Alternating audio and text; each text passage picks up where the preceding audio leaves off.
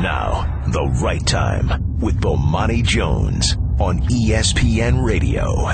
And ESPNradio.com. How many days in a row am I going to start this show talking about something related to DeAndre Jordan when things related to DeAndre Jordan stop being so hilarious? Look, man, I don't get to dictate where the good times and the funny come from. Where they're here, I try to bring them to you. If I had the option of laughing over anything else that we can do on the radio, I'm going with laughing. So that's what we're going to do. Now, as you know, the folks in Dallas are very, very, very upset over the thing. Understandably, Mark Cuban is very, very, very upset over the thing. Understandably, Chandler Parsons is very, very, very upset over the thing. Not quite as understandably, but, you know, guys are hot, people mad. It's all of that, right? So Mark Cuban basically is going to string out his explanation. I think he's using his end of the story or whatever went on with DeAndre Jordan to push a lot of these platforms that he's on, like Cyberdust and the likes, right? So here's what Mark Cuban said happened. It's a statement that he put out using the Cyberdust, okay? I'm going to start with the part where he's not disparaging one of my colleagues. Through all of Monday, we were texting back and forth, discussing players available, the amount of cap room we had left, who our staff liked, who he liked, how excited he was. See, this is the part where Mark Cuban wants you to know just how badly he's been wronged. His hopes were up. Then on Tuesday, the communications basically stopped, and we started hearing rumblings from multiple people that something was up. So I flew down to Houston and got a room at the Galleria, which is just a few minutes from his house. We now have a general idea where DeAndre Jordan lives. I had my driver take me to his house. It's inside a small gated community, but the gate was wide open. So we drove in, and I literally walked up to his door. Hey, man, I got a question. This is just me asking. Why did you feel the need to explain to me that the gate was open or that it was a gated community? I didn't know that. I didn't care about that. Nobody was asking about that. But alas, I'll just say, whoever left the gate open, if I'm DeAndre Jordan, yeah, we ain't going to see Paulie no more. At least not on the clock. Continuing. There was no one home, so I texted him saying I was there. I know something is up. Let's talk. He texted me that he was on a date. Now let's go back here. Yes, Mark Cuban showed up at DeAndre Jordan's house unannounced. All right. So he sends a text and DeAndre Jordan says that he was on a date. Continuing. I told him to have fun. I wasn't in a rush, that I was happy to come by there and say hi, or if he wanted to make the date fun, take them to Dallas for a night out. He didn't respond. Would you? So let's just say that DeAndre Jordan's on a date. I don't know if he's on a date, but let's just say that he's on a date. Or you can say he's not on a date, he's just pretending to be on a date, okay? So you on a date, and a man hits you up and says, I'd be happy to come by and say hi. Nobody invited you. What do you mean you'd be happy to come by and say hi? Who said they wanted that? Or if he wanted to make the date fun, take them to Dallas for a night. No, we could go to Cancun. We could go down to South Padre Island. Nope. Come to Dallas. Okay. So he said after about 10 minutes, he went back to the hotel. Said he wasn't going to sit in front of his house. He didn't think that was right. But showing up at his house, that apparently was right. Okay. So he got back to the hotel. He said he texted DeAndre Jordan. I can just kind of summarize what was going on there. Okay, he says he showed up. DeAndre knew he was there. He knew what was going on. Everybody knew what was going on. Mark Cuban said he knew the agents were in town. So he understands that DeAndre was having second thoughts and, all of that. Cool. Now, by the way, apparently, while we were doing this show, DeAndre Jordan got on Twitter and publicly apologized to Mark Cuban, the Mavs, and their fans. Now, I would like to note, myself personally, that if I was in Mark Cuban's position and I felt as though I was owed an apology, I'm going to need you to call me. And if I am DeAndre Jordan and I feel like I need to apologize to him, I'm going to call him. He said, I am humbled by the Dallas Mavericks and Mark Cuban's kindness and understanding. I am sorry to have a change of heart. So DeAndre Jordan gave the apology. I'm going to go back to what I was talking about, though, because it was still funny. Mark Cuban has lived in Texas, I believe I read it, since 1982.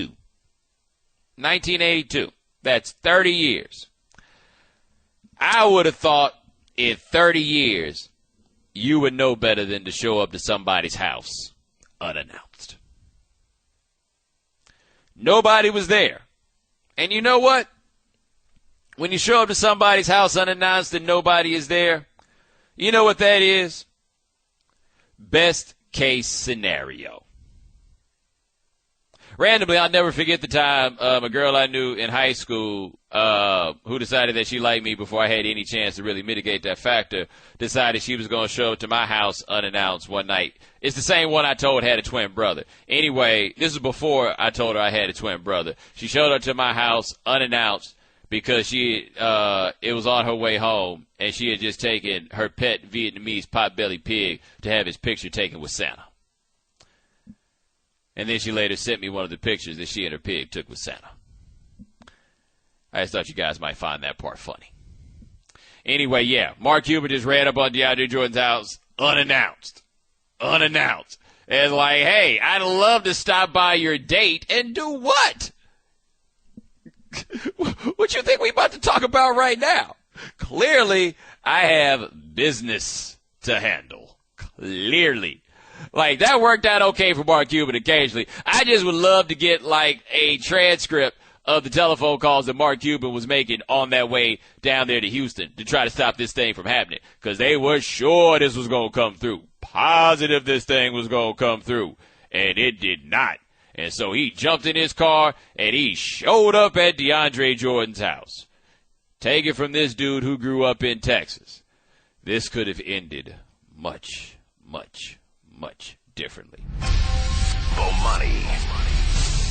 Talking about your man Mark Cuban, he showed up to DeAndre Jordan's house looking for answers. He said he'll tell us more later, and I still contend showing up to somebody's house unannounced is a bad idea. I saw somebody in the Twitter was upset because they felt I was trying to make Mark Cuban out to be the heel for showing up at DeAndre Jordan's house. I'm not making him be the heel for showing up at DeAndre Jordan's house. I'm just saying that's not the brightest idea, and he's got a story that lends itself to some questions, right?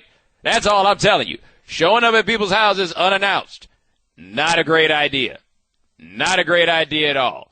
I would also make the argument that telling somebody if he says he's on a date, I would love to stop by, you sound mad pressed right now. Like, I understand why Mark Cuban sounded pressed, but you ain't going to hit nobody up sounding that pressed and think they're going to be like, oh, yeah, come on down. Come meet little mama I'm out here hanging out with. Nah. Come meet this guy who's, like, he thinks he's my boss, but he's not. You know what I'm saying? Like, come on, man. But I'm just telling you, don't show up at people's houses unannounced. Why not show up at people's houses unannounced? We got some people here to give you some game on the telephone lines. 888-729-3776. Let's talk to Drew in Kansas. Drew, thanks for calling the right time. What's up, man? Hey, I love the show. I go to college, and we had a guy show up at our house about 2 o'clock in the morning. Me and my other roommates, we decided, maybe it'd be a good idea to have our arms ready to go just in case this guy was not welcome, which he wasn't. But, yeah, that's my story. I'll hang up and we'll see what you guys say. Oh, wow, that story was kind of whack. 888-729-3776. Let's talk to Jay in Arizona. Jay, thanks for calling the right time. Bo. What's going on, man? Yeah, I mean, somebody shows up at my house unannounced. I'm locking the doors. I'm turning the lights off. I'm looking out the peephole and out the window trying to see who it is, wondering why, people are just showing up. It's unexpected nowadays. People got cell phones. You call at least before you show up. Where was it ever expected that you just showed up at people's houses unannounced? I mean, you're looking out of the window, like trying to see if, trying to be all sneaky, seeing who it is and everything, making sure they don't see you before you see them. But, yeah, I mean, I showed up at one of my friend's house unannounced last time I did that. They thought somebody died. They were wondering why, why I just showed up. Like, what's wrong? What's wrong? Answering the door. What's wrong? What's going on? Like, they were freaked out thinking something had happened. I'm just like, no, man, you want to go get a beer? Yeah. Nice try, Chief. 888-729-3776. Talk to Tom in Mississippi. Tom, thanks for calling the right time. All right, Mr. Jones. I had a friend of mine. I'll never forget this. Hooked him up with a lady, taking him over there. He had his car in the shop. She wanted to go out, and she had a great attitude. She's like, hey, knew me, trusted my judgment with him. I'd take my buddy by there. I'd drop him off. Right before I drive off, I see a truck pull up in the front yard. Something just told me my whatever instinct. I just turned around. I went back. And anyway, it's her ex. He approaches my friend as he's going to the front door. My friend's low-key but a pretty tough dude anyway. As I pulled up, he pushed him 4 or 5 times. And anyway, my friend lit him up, but we had a WWE wrestling in the front yard. You know what? That's a great point, though, you make, though, and people can learn. I appreciate the call. You show up to somebody's house unannounced, you better be ready to fight. Like, very rarely, the only person who shows up at your house unannounced to do something for you is Ed McFriggin Man. That's it. That's the only person. Who else is showing up at your house unannounced? Like, unless somebody just came back from Afghanistan. Who's showing up at your house unannounced to bring you anything good? Like, I look out the door and you at my house and you did not call me, the last thing that's about to happen is we going to come inside and talk. Because I feel like you don't want to talk to me about anything. You know who else shows up at your house unannounced? The mailman when he brings you a certified letter. Yeah. When's the last time you got one of those and you were happy about it? 888-729-3776. Talk to David in Arizona. David, thanks for calling the right time.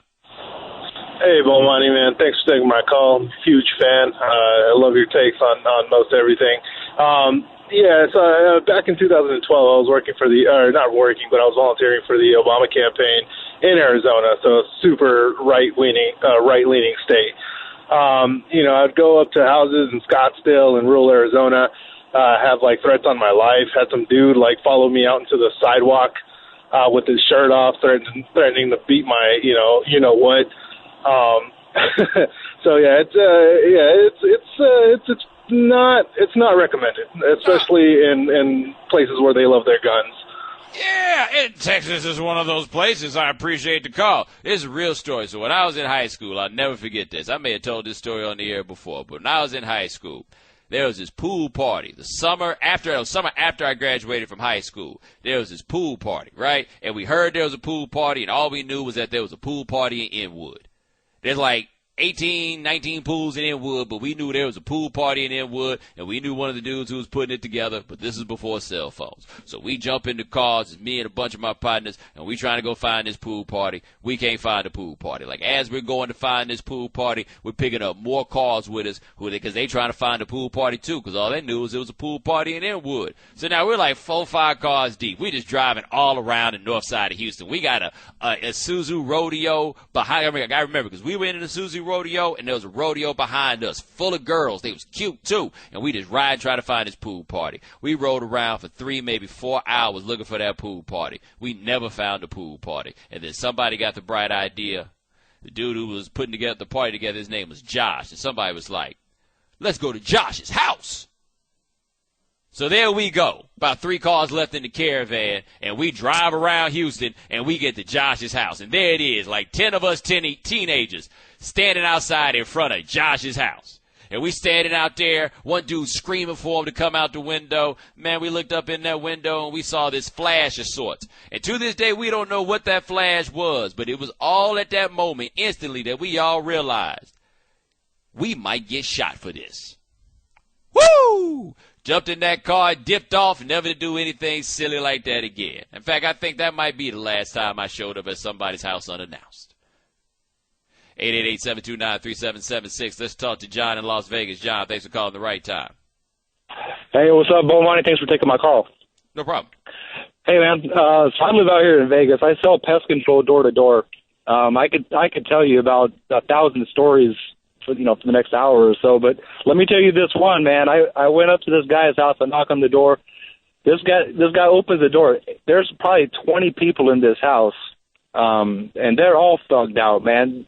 Blue. Everything is blue, man. And I'm just kind of looking around to start talking to this guy, and he just gave me this look like, what are you doing here, man? And I said, you know what? I think I might be at the wrong house. He said, yeah, man, I think you're right. I said, yeah, I gotta go. My man had a sawed-off shotgun sitting right behind him. I saw it. Obviously nothing happened, but now just crazy things happen when you come up to people's doors unannounced. Yeah, man. Appreciate the call. These are all vital life lessons that we are here giving you. And nobody gave a great story of showing up to somebody's house unannounced and that somebody was your woman. And, yeah. Woo! That can go off the rails fast. Bomani. All guests join us on the Subway Fresh Take Hotline, including our next guest. I met him a couple of years ago at a conference at Santa Clara University discussing issues pertinent to the student-athlete. He is the executive director of the National College Players Association. His name is Ramogi Huma. Ramogi, how are you, sir? I'm doing good. How about yourself? Doing all right, man. Thanks so much for joining us. So I talked about, I guess it was about a couple of months ago maybe, I talked about the situation that was going on at the University of Illinois right now. And I've noticed, interestingly enough, not that much has come of this in national discussion, but it's a pretty inflammatory situation going on there. So could you tell people what's going on right now? Yeah, absolutely. And it was about that time that one of the former football players, Simon Sivjanovic, contacted the NCPA and talked about various allegations, against the coach, Coach Beckman, the head football coach, who he says was mistreating players and abusing players. He said he himself was being pressured into playing with serious injuries to the point where he actually quit. Simon was their stud on the offensive line. He had some NFL stock and was their representative at the Big Ten Media Day prior in that summer. So, obviously something seemed to be going on. He discussed a lot of situations where other players had been mistreated and just went off on Twitter one day and started airing his grievances, and that kind of brought the media attention.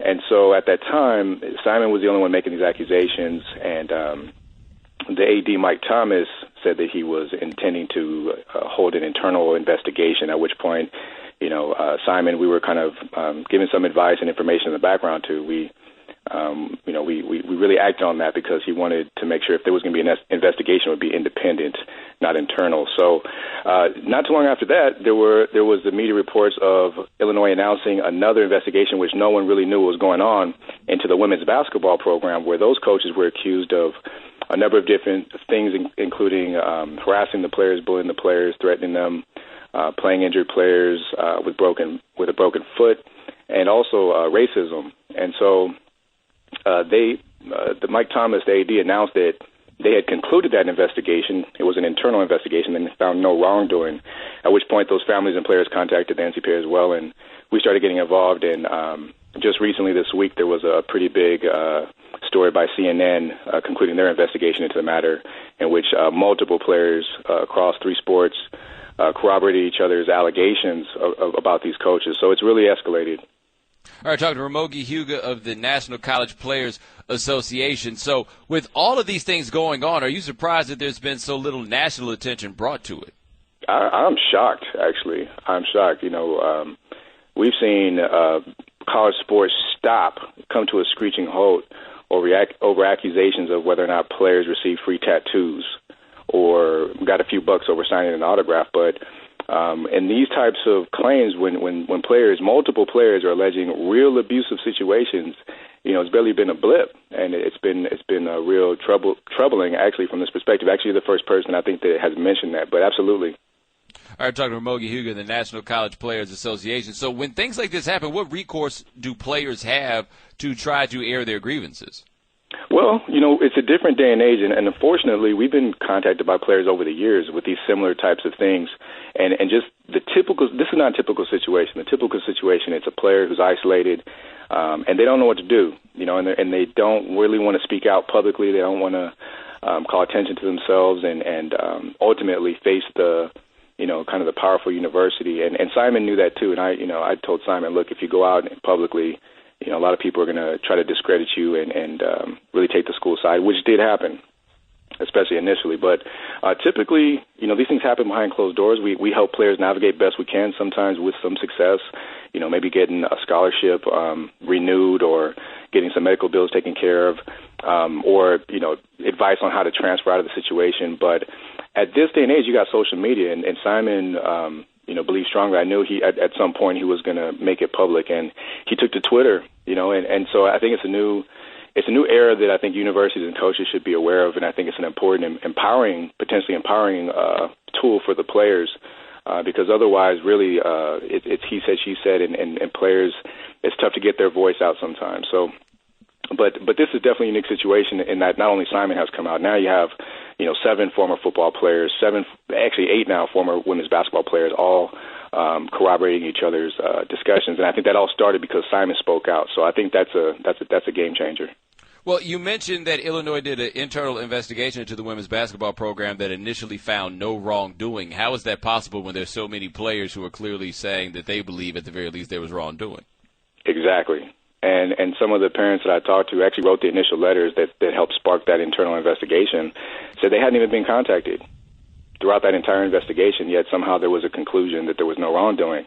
And in addition to that, the initial response for Mike Thomas, the AD, as to Simon's accusations was that Coach Tim Beckman has done everything in Simon's best interest.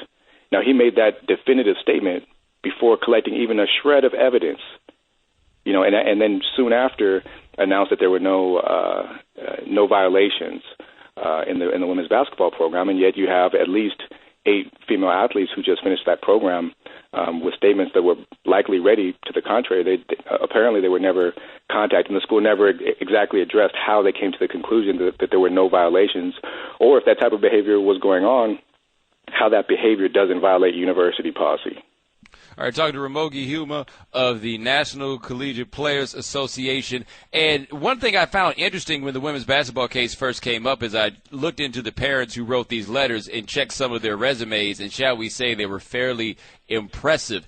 Could this have gotten over if they had done these things to players who did not have quite the access that these young ladies had? It's possible.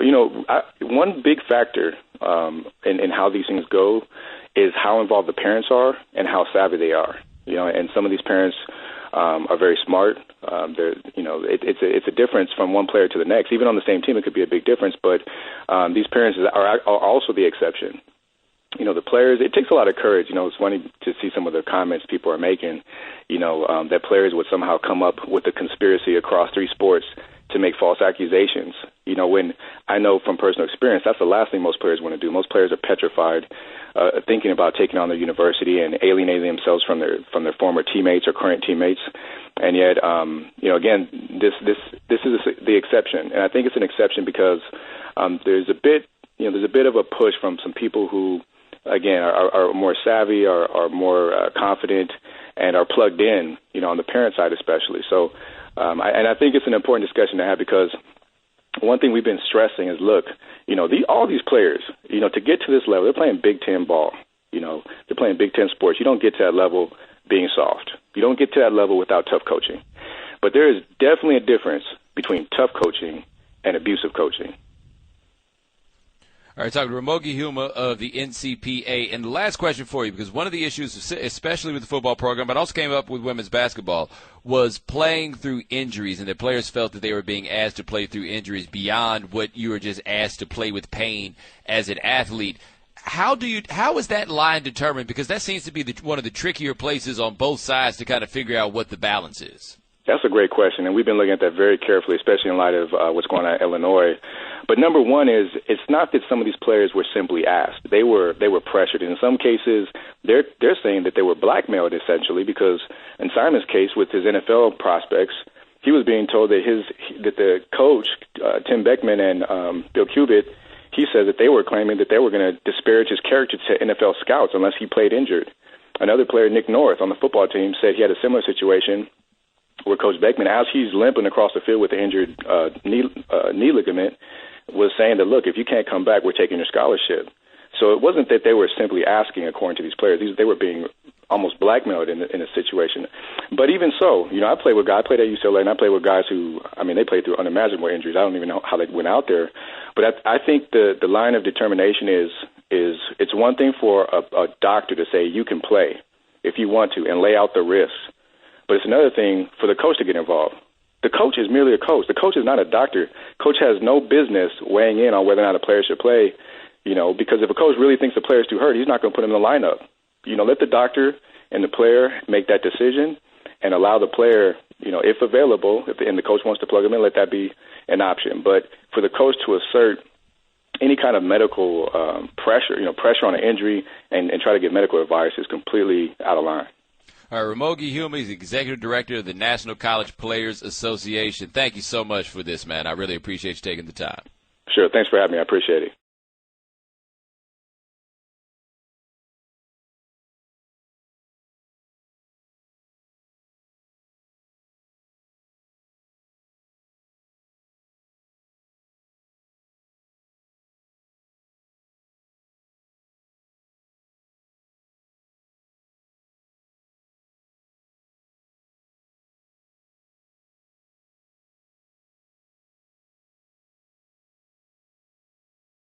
Geico presents Strange Savings Stories. Astronomers detected an interstellar transmission. It stated, Geico, 15 minutes could save you 15% or more. The implications were staggering. Was the cosmos telling us we could all save hundreds on car insurance with Geico? Or did their radar merely pick up a signal from the nearby Rufus and Clyde's morning show? We may never know. Geico, 15 minutes could save you 15% or more on car insurance. Bomani.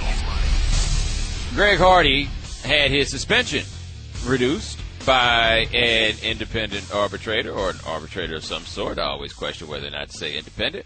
But he had his suspension dropped by arbitrator Harold Henderson from 10 games to 4 games. Now, you remember what the situation was for Greg Hardy. Greg Hardy had a domestic violence case that he was dealing with. And as he was dealing with his domestic violence case, first Ray Rice got into his thing. But nobody was really paying attention to Greg Hardy because people didn't really know who Greg Hardy was. And then Adrian Peterson got into his thing, and everybody knew who Adrian Peterson was, so they had to pull him off the field because the block was just a little bit too hot. So they got Adrian Peterson off the field. And then we all looked around to Greg Hardy and the Carolina Panthers, who had just signed Greg Hardy to that franchise tender, were like, okay, I think we've got to pull him off the field. And he spent basically all season on the commissioner's super-duper top-secret list that we had no idea of. That's basically where they put you when they don't have any idea what to do with you, right? It's a purgatory of sorts. You're suspended, but you're not. You're suspended, but you still get paid because they can't actually suspend you because there's actually a process. But they can't have you out there on TV making people mad and affecting the bottom line. The NFL is very, very good at making sure that while you're watching NFL football, you don't think about nothing but football and America. They're brilliant at it. Right? Why is everybody uniform got to be all the same and everything else? Because they don't want anything to distract you from all that football and all that America. And Greg Hardy being out there would have distracted people from all that football and all that America. And that's not what anybody wanted.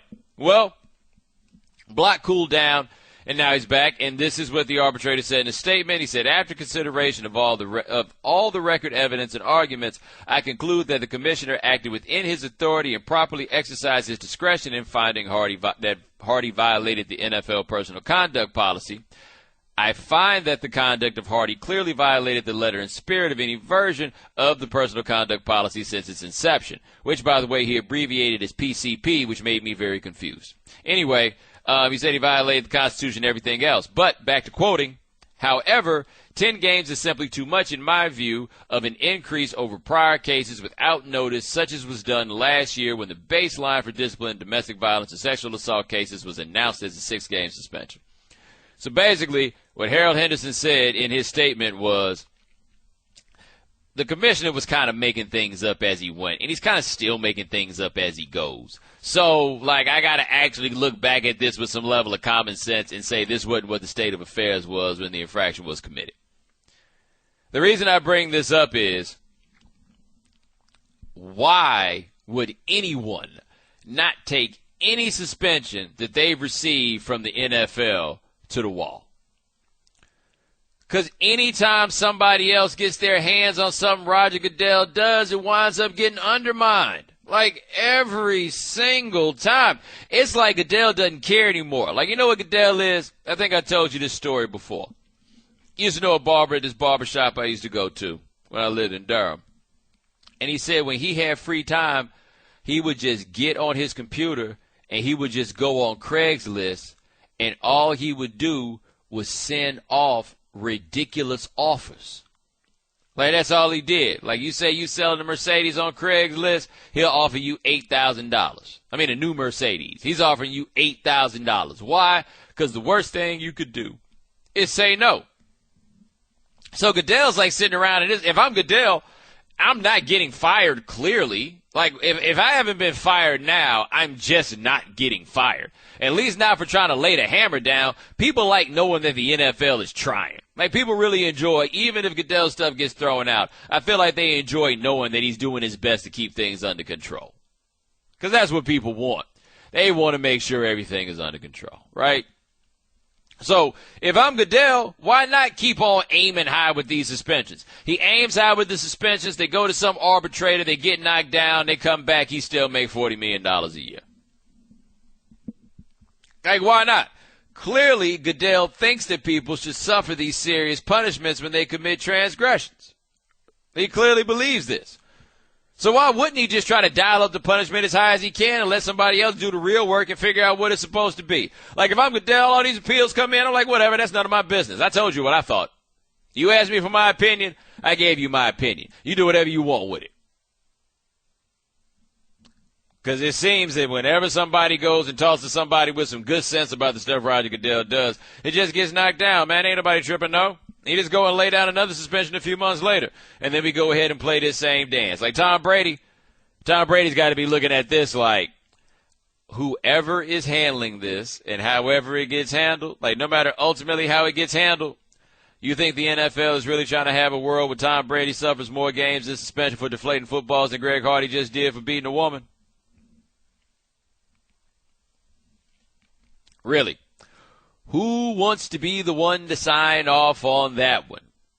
The guy with good sense just said that was worth 4 games. Now, granted, it's not worth 4 games anymore. He's saying it's worth 4 games when that was the state of affairs. Even still, Roger Goodell would be saying that today he thinks that deflated footballs are every bit as important as he thought domestic violence was a year and a half ago. Who's trying to do that? Who's trying to say that? Nobody's trying to do that. Nobody's trying to say that. But, hey, man, Goodell tried to get his 4. He dialed it up. He tried to get his 4. And if it winds up still being 4 after all is said and done because of his overarching arrogance, then guess what? Tom Brady going to be like the late, great, last Mr. Big. Tell him to get him 12 and take this thing to trial. However many you need for us to discuss this, we'll do it. Because it sounds like it'll just get thrown out. And this is the man that makes $40 million a year as the commissioner.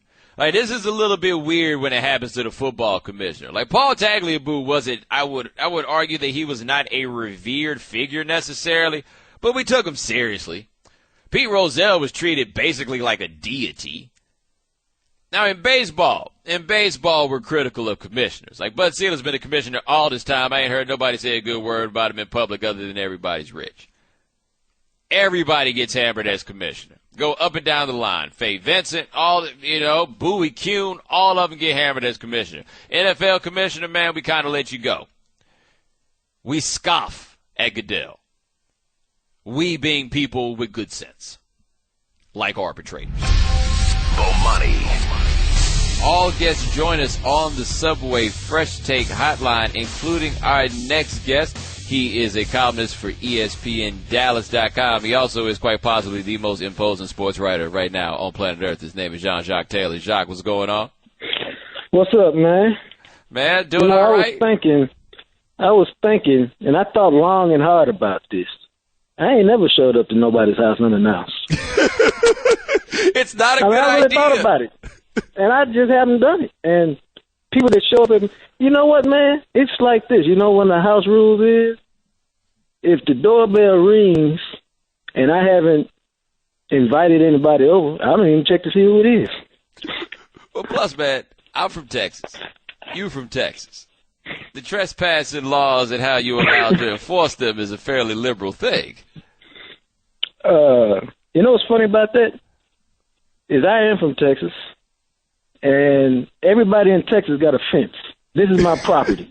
Don't come on my property. I went to Ohio State, and I went to a buddy's house, and I was like, why y'all ain't got no fences around here? What's up? Nobody's got any fences. And he said, nobody's got any fences here. And I go, that's kind of weird, man. So anyway, I'm used to being territorial, and I don't answer the door. You know, I hadn't thought about that thing with the fences until you mentioned it right there. But Mark Cuban got past the gate in the gated community and showed up to DeAndre Jordan's house. Like, really, how mad is Mark Cuban right now? You know what, man? He is so mad that he's going to set the franchise back a decade. And here's why. He said last week, after he thought he had DeAndre, if we hadn't gotten him, we were probably going to take a step back. I'm paraphrasing now. Focus on the draft and try to regroup and put something together and, you know, basically get the lottery pick, hope we find an Anthony Davis, and rebuild real quickly. Well, now, because his feelings are hurt and he's mad and he's frustrated and he's embarrassed, what's he doing? Now he's getting guys from Milwaukee he's going to add. Now he wants to add Darren Williams. Now he wants to be just good enough to either go 500 or make the playoffs and get dismissed in the first round and have no first-round pick, because if they finish out of the top 7, the first-round pick goes to Boston, and all that does is reset your rebuild back another year. So it's a bad news all the way around. Is there anybody, Donnie Nelson or anybody else around there, that can talk any sense into him? Not right now. I mean, he's got every right to be mad. He's got every right to be mad, frustrated, upset, all of those. But I think he's really more embarrassed than anything, because I've never seen one dude just do this to a franchise. And it's not so much that he changed his mind. It's that they went all in on him. They've never gotten a free agent of note. So they get one. They get a big guy, a guy that they think they can build around for 3 or 4 years, a guy that maybe other guys will want to come and play with. They got cap space. Everything finally looks like, hey, maybe we can do like the Spurs. We don't have to bottom out. We can just reload and keep it moving. And then to get the rug pulled out from under you, man, it's like the ultimate Lucy Charlie Brown moment. We're talking to Jean-Jacques Taylor of ESPNDallas.com. Now, let me ask you this, though. The plan to build around DeAndre Jordan, how sound was that plan itself?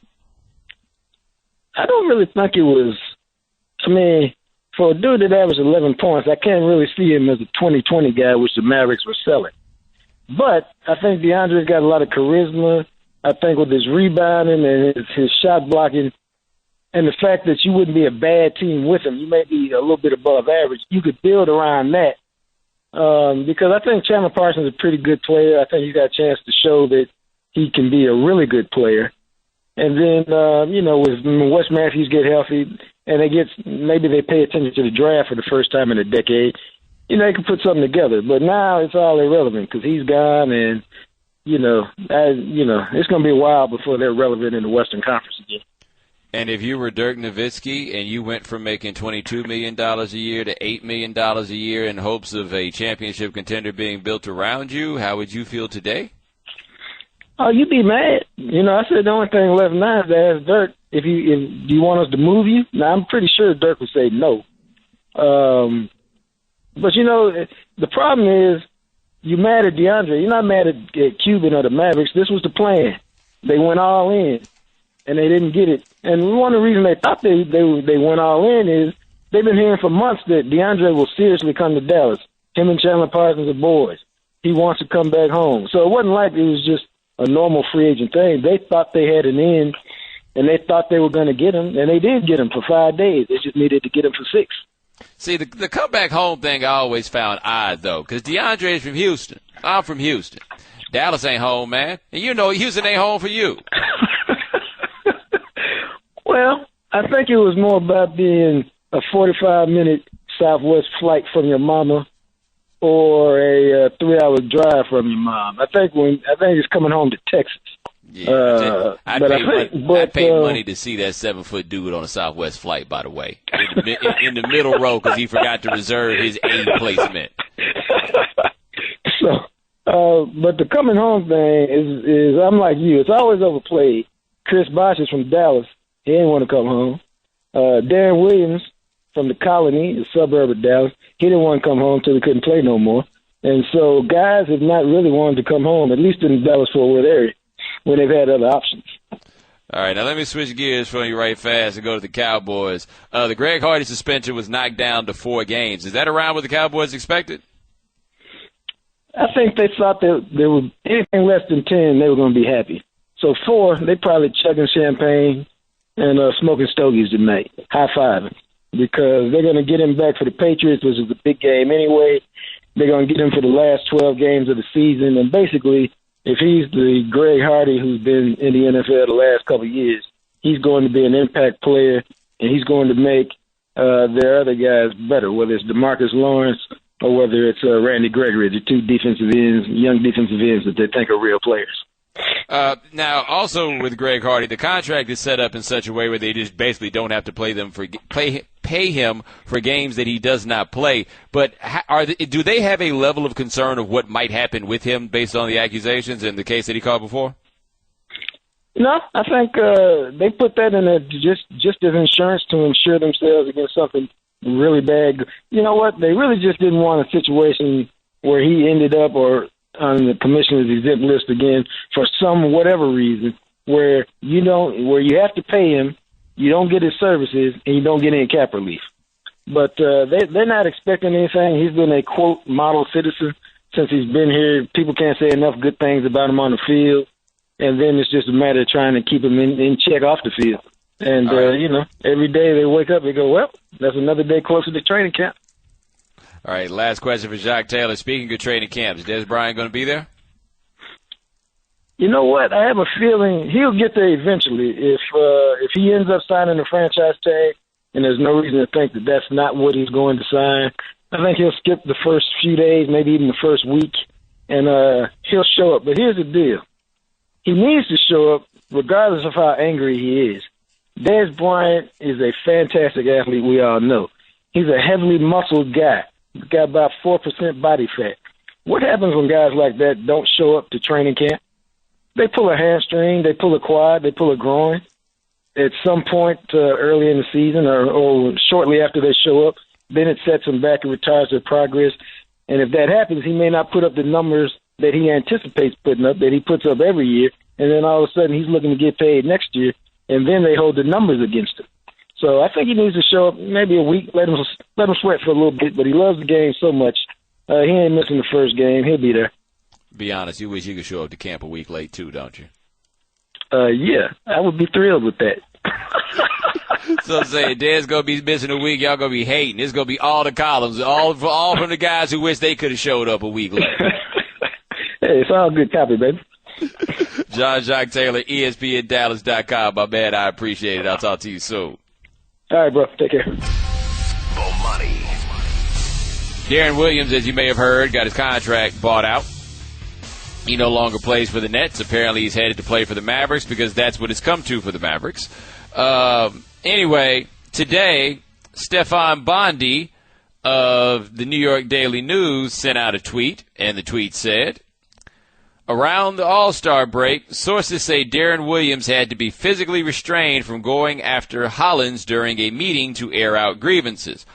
Hollins would be Lionel Hollins, and so that we all have this straight, Darren Williams tried to go after Lionel Hollins in a meeting that was intended to air out grievances. My only question is, who in that room loved Darren Williams so much that they restrained him? Because I don't know about you, but in that fight, My money's on Lionel Hollins. Now, see, here's the thing about Lionel Hollins. I think that Lionel Hollins being a basketball coach that was a former player, we kind of have an impression of Lionel Hollins as being bigger than he actually is, right? Now, first of all, Lionel Hollins is 61 years old. Yeah, I bet you didn't know that. But Lionel Hollins is 6'3", right? At the same time, I'm sure that Lionel Hollins' hands are not as fast as they used to be, but I bet they're heavier than ever. Heavier than ever. I don't think Darren Williams wanted that fight. And you know the biggest reason I think that Darren Williams didn't want that fight? Because fighting your coach, it's kind of like fighting your dad, all right? You can fight your dad if you want. But if you win a fight with your dad, one of y'all got to move. I mean, those are the rules. You win the fight, you're now in charge. Your dad has to be in charge of his house. You fight your dad and you win the fight, you got to move. Everybody I know that has gotten into a fight with his father and won the fight, they all had one thing in common. Heavy, heavy, heavy baggage. Heavy baggage, all right? Like all that teen angst and I'm going to try to fight my pops, that ain't going nowhere for you. Like if Darren Williams is mad enough to try to fight Lionel Hollins, I hope he was mad enough to kill him because that's what he was going to need to come out on top. Because that right there is fighting your dad. Like I've never seen Lionel Hollins' hands, but I imagine that if you shook hands with him, it might exfoliate for you. Look like they got calluses on them. I wouldn't recommend that. Now, here's the thing I'm saying right there a second ago where I said fighting your coach is like fighting your dad. Like you win the fight with your coach, you're now dad. Like it's now your house. One of y'all has to go. You know there's a story about that 2008 Florida football team with Percy Harvin on it. Now, I need you to understand something about Percy Harvin. Every time that I'm with Dan and we do an interview with somebody that had any relationship with Percy Harvin and we try to get a good Percy Harvin story, people clam up like we're asking him to talk about Don Corleone. Like those are problems that you simply don't want, those Percy Harvin problems. You just don't want the Percy Harvin problems. Like we had one dude get giggly and be like, man, why y'all tripping, man? Like, that's how people react when you try to get some stories about Percy Harvin and his fearsomeness, right? So Percy Harvin, the word is, got into a fight with wide receivers coach Billy Gonzalez while he was at Florida. And the thing is, I don't think you could quite classify that as a fight. Percy Harvin beat the brakes off the wide receivers coach. Well, you know what that meant, right? Okay. Percy Harvin is now the wide receivers coach. Simple as that. They had a story in there about those boys at Florida running steps one day for conditioning, and Percy Harvin wasn't feeling it. And he sat down and he said, this bleep stops now. What were they doing for conditioning the next day? Playing basketball. You know what it sounds like came up with that idea? That's right. Coach Percy. Fighting the coach. Coach got too much to lose for you to be doing that one. Just like fighting your dad. Like, you ever heard the story about when Ira Newble tried to square off with Paul Silas? You remember that? If you've never heard that story, this was in Atlanta. So this is when Paul Silas was coaching the Cavs, and the Cavs were playing the Hawks. It's at Phillips Arena. And I've talked to multiple people who were around for when this happened. So, you know, locker room, door shut, teams in there. People notice there's a bit of a commotion. They're out in the hall outside the locker room. And next thing you know, the door busts open, and it's Ira Newble, and he's half dressed, and he's trying to run away. And then after that, it's Paul Silas, who comes out, and as Ira Newble was running away, he says, come back here, you hip-hop mother boop. I'm not finished with you. At which point, Ira Newble stopped. Ira Newble looked at Paul Silas. Ira Newble paused. Paul Silas walked away. Ira Newble walked away. Now, Paul Silas is a very large man. Ira Newble is not a small one, but Paul Silas is a very large man. And see, here's what you have to understand about that situation. I don't even know why Ira Newble even bothered to stop and face up. Well, I know why he bothered to stop and face up in the hallway, because now there was people watching, right? Now people could see him, and people couldn't see him just run away. But he already started running away. You see what I'm saying? Like, once you've already started, when you were the person who ran out the door, there ain't no saving face, man. We all understand what was going on. Paul Silas was about to give you those beats, and you didn't want no part of that. And, hey, look, once you know that your only option to avoid the beat down is to run as a grown man, like, you learn all the lessons you're going to learn in life. You ain't got nothing to prove to me. I'm just trying to let you guys know that this is one of the things that can happen when somebody makes the decision that they want to try to fight the coach. I just don't recommend it.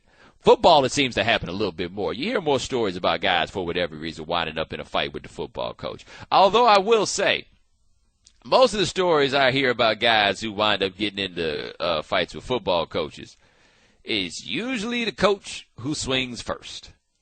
Because I feel like the player understands. Like, the player has that moment where they get in the coach's face, and that quick blip. I think we've all been there, where you got up in somebody's face and it struck over you right there.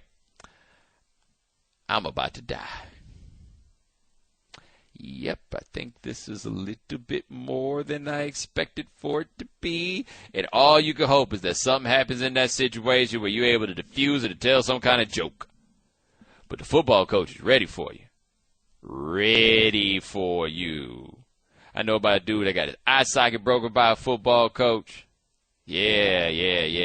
That one didn't go over very well. And you know why? Because the football coach knows. If you beat up the coach, now you the coach.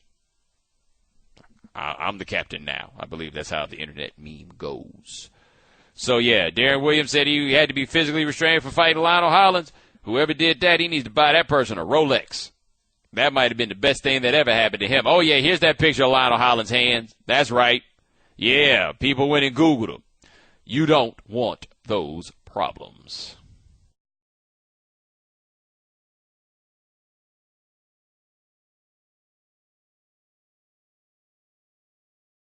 And now, for Geico's edition of Stuff Found in Your Car, we go inside your side door pocket. Hello, yes, the crumpled receipt with gum in it. From your anniversary dinner, you sprang for expensive wine, your server was Beth. That dinner was a couple $100. Money you could get back if you switched to Geico and saved hundreds of dollars on your car insurance. I bet you'd save that receipt. Frame it even. But really, where did I go wrong? Was it the corkage fee?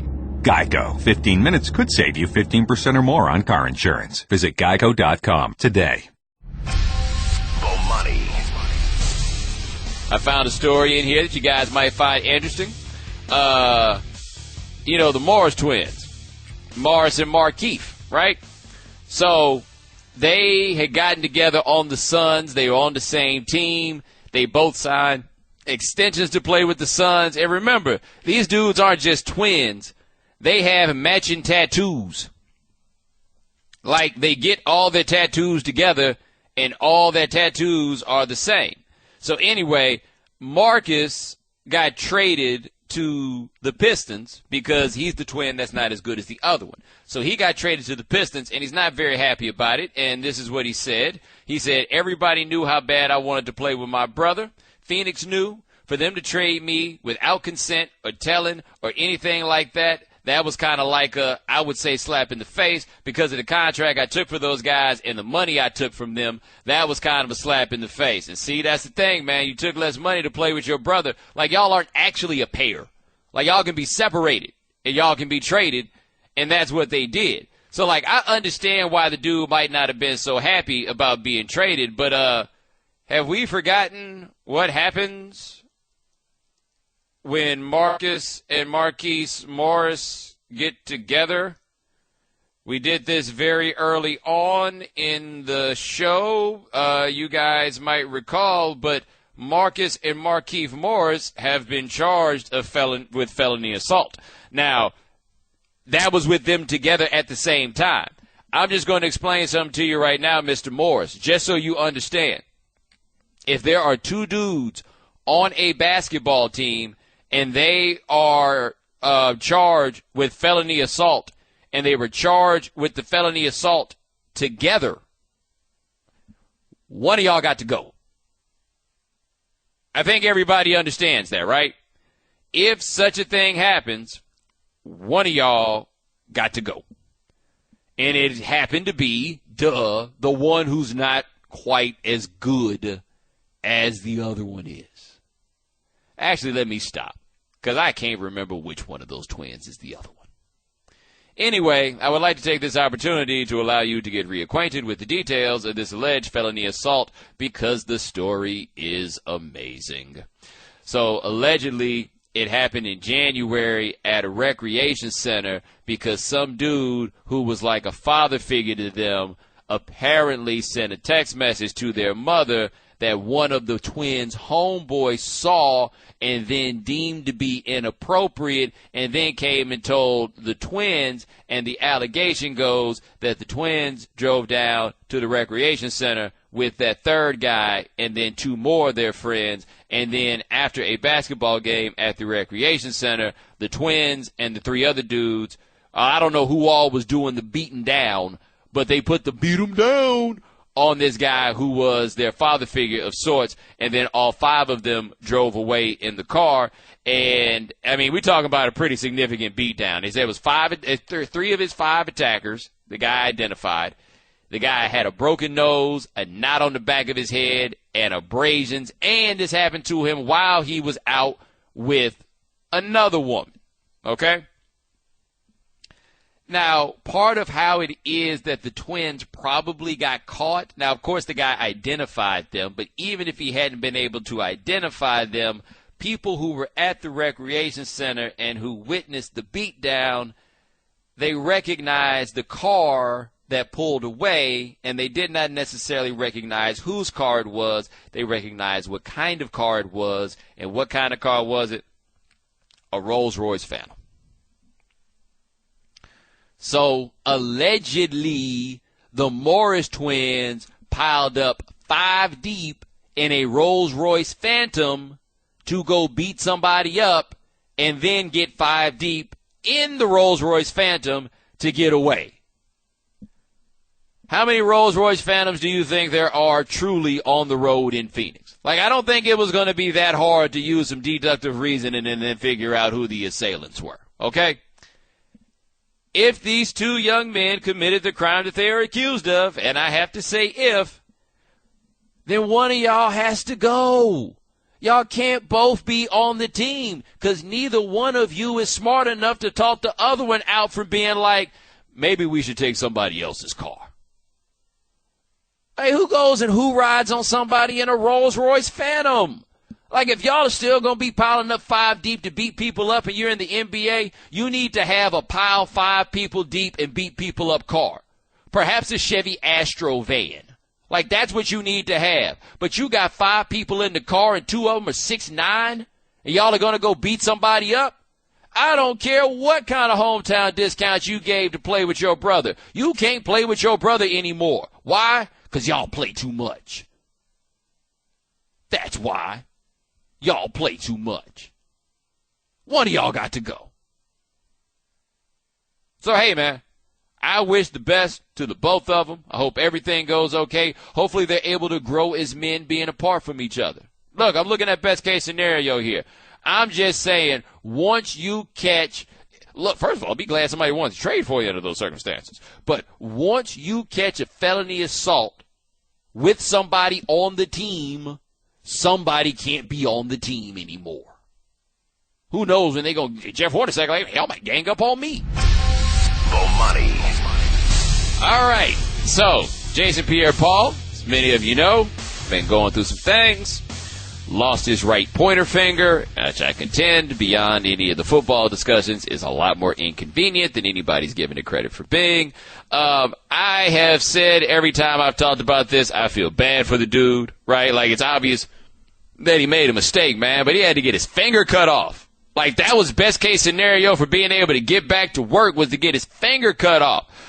So, I think a lot of people have had you give somebody else to shoot off your fireworks, totally defeating the purpose of getting your own fireworks, and all these different things. But I found this interesting. So David Deal, he used to play guard for the Giants, And he did an interview with SiriusXM on the NFL channel there, and he questioned Jason Pierre-Paul's professionalism.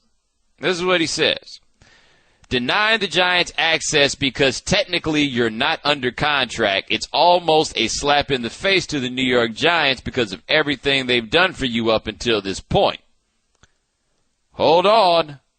There's more. Because they want, he's like basically, this is what he said.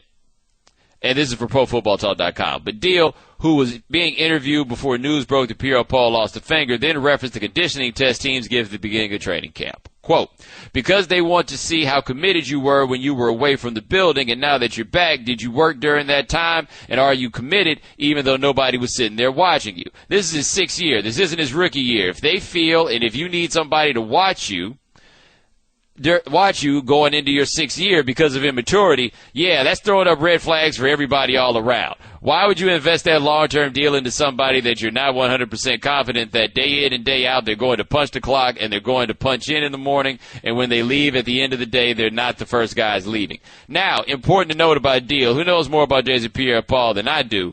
But important note for Deal. He said that before he realized that Jason Pierre-Paul had his finger cut off so that he could play football. I just don't understand why people feel like at a time like this you need to moralize so strongly. Look, the Giants aren't doing Jason Pierre-Paul any favors. I'm sure they've done some things for Jason Pierre-Paul. They did them to get things from Jason Pierre-Paul. Ain't nobody out here doing anybody any favors, okay? The Giants came down there to see Jason Pierre-Paul and figure out what to do with his contract. They weren't just being nice, and as we have previously discussed with the Mark Cuban situation with DeAndre Jordan, they appear to have shown up unannounced. If you're showing up unannounced, chances are it ain't a visit. You know, every now and then you got somebody you can just drop by and say hello to, right? Like, hey, man, I was in the neighborhood. You know, I wanted to surprise them or whatever it is. They'll be so happy to see me. I feel very confident in saying that if Jason Pierre-Paul was asleep in his hotel bed, if he was asleep in his hospital bed and he woke up and he saw representatives of the New York Giants, he would not be happy to see them, and the representatives of the New York Giants would know that they were not happy to see him either. Vice versa. That's just not the thing. Like, you say what you want about me.